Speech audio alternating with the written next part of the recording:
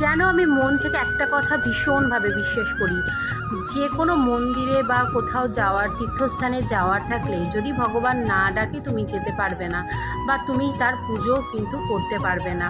তো আজকে কিন্তু সকাল সকাল ঘুম থেকে উঠে স্নান টান করে সমস্ত কাজকর্ম সংসারে সেরে চলে যাব হচ্ছে মন্দিরে পুজো দিতে। বিপত্তারিণী পুজো দিন এই ভিডিওটা করেছিলাম। আর এই দেখো রেডি হয়ে গেছে, একটা সিম্পল লুক ক্রিয়েট করেছি, একদম একটা সাদামাটা। তো একদম আমাদের ঘরের পেছনেই মন্দির মায়ের, আমাদের সোদপুরেশ্বরী কালী মা।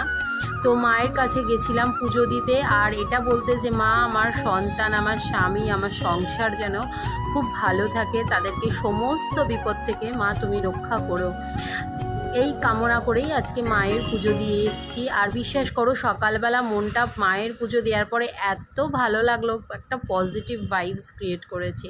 দুপুরে খেয়েছিলাম রাতে লুচি।